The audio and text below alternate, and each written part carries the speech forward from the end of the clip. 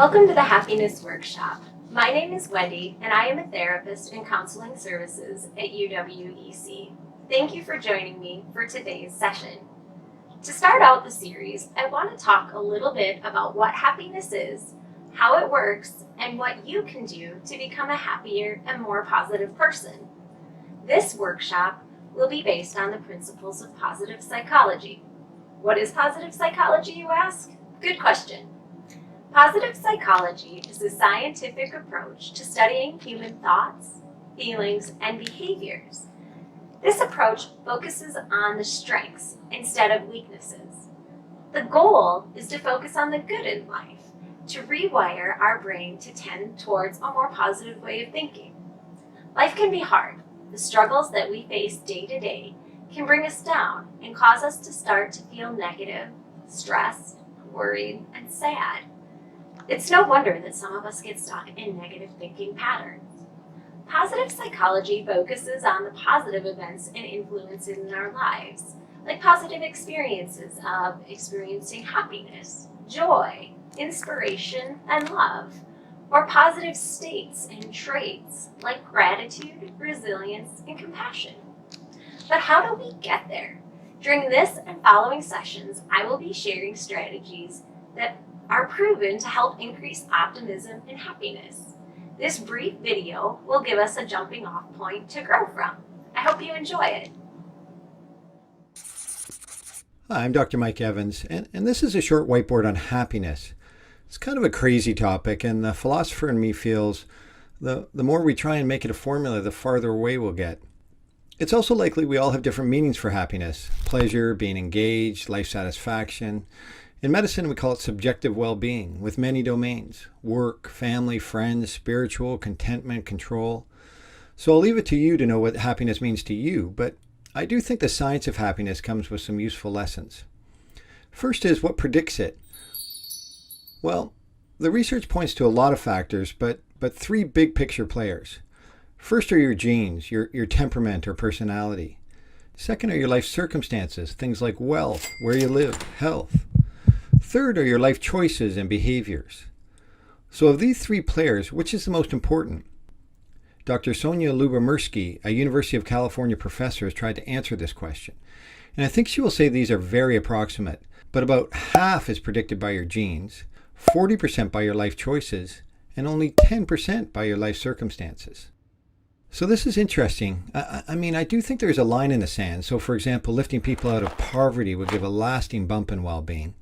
But for most, we think, if I just had that new car, higher salary, bigger house, new lover/partner, I would be so much happier. But the research says that sure, there is a boost with a new car, a new hockey stick, a new marriage.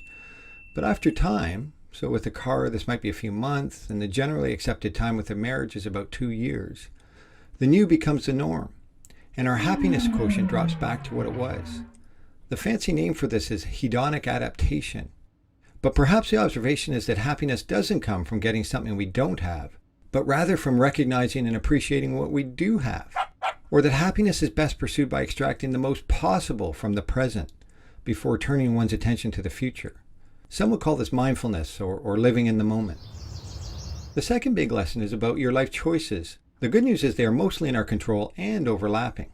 So expressing gratitude, being more forgiving, meditation and mindfulness, exercise, investing in quality relationships, kindness, altruism, and doing things for others, compassion, having good flow, where you have a kind of spontaneous joy from being fully absorbed in a task, minimizing thinking traps that make us feel bad about ourselves. All of these can work with our factory settings to increase happiness levels. And don't underestimate their effects. Let's take one, having good relationships. The Grant and Glueck cohort trials have been following two groups of men, one advantage and one disadvantage, for over 75 years. And when they looked to see what most predicted being a healthy, happy octogenarian, well, it wasn't middle-aged cholesterol. It was middle-aged satisfying connectedness to family, friends, and community. And there are many nuances we are just figuring out. For instance, dosage. Dr. Lyubomirsky showed in a small trial about counting your blessings, where you list what I am grateful for, helped when it was done once a week, but not so much 3 times a week. So in the end, I think, sure, if you want to buy something cool, go for it. It might even give you a short-term bump in well-being. but maybe also consider investing in a few things that have a longer term effect, a happiness portfolio, if you will. You may have a set point, but just like your risk of heart disease, you can alter this a lot by doing things differently. Hopefully this helps. I'm grateful that you listened and watched. See, I feel better already.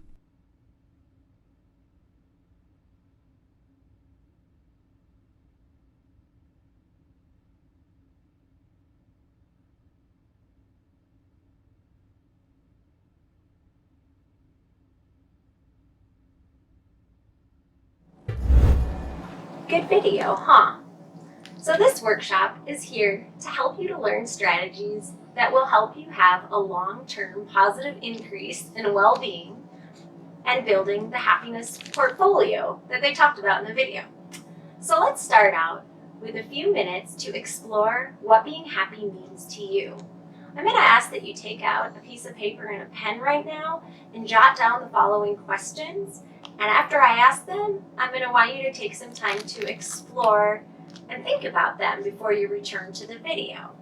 So, the questions are, what is happiness? How can you tell when you're happy? How can you tell when others are happy? And what makes you happy? So, while these seem like simple questions with obvious answers, I think you'll be surprised by how challenging this task can be. Please pause this video now and take some time to ponder these questions.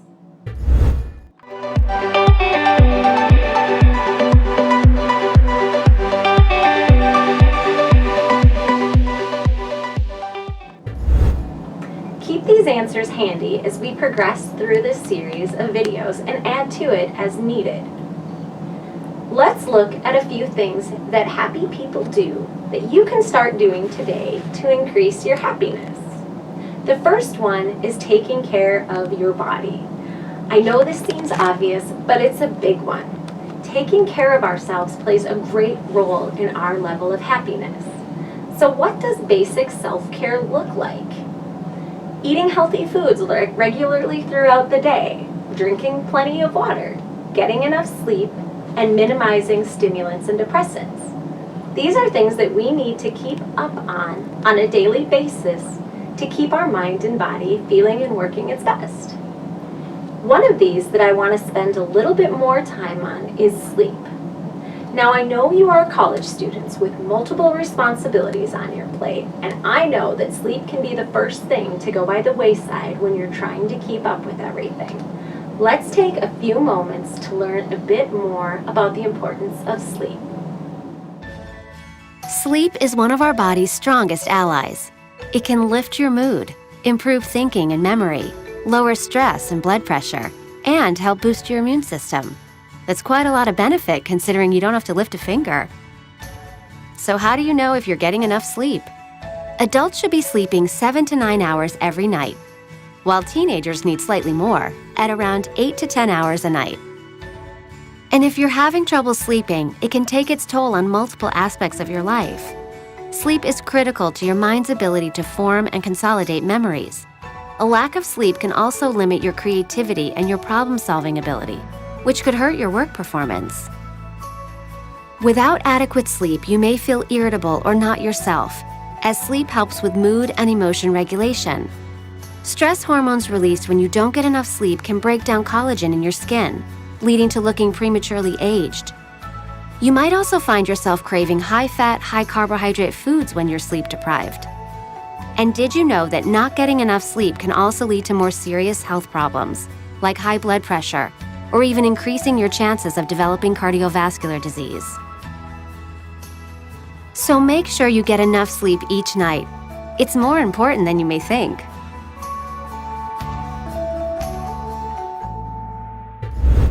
So as you can see, getting enough sleep each night is not only important for your happiness and well-being, it is also crucial to your brain's functioning at its highest level to absorb all of the new material that you are learning. Since you're investing your time, energy, and money into your education, you can see why getting enough sleep has to be a top priority. Try the following tips to keep these priorities on the forefront in your life. Carry a water bottle with you throughout the day and challenge yourself to drink a certain amount of water each day. Set an alarm on your telephone to remind you when you need to start shutting down and get ready for bed to ensure that you get enough sleep. Keep healthy snacks in your backpack so that you have a go-to if you start to feel low energy. Minimize your consumption of sugar and caffeine and avoid alcohol and drugs to help keep your body feeling and working its best. I know this all seems basic, but I assure you that if you make these things a priority, you will notice a difference. Thank you for joining me today for the first session of the Happiness Workshop. Please watch the remaining sessions in the workshop to learn more about happiness and things you can do to become a happier person. See you next time.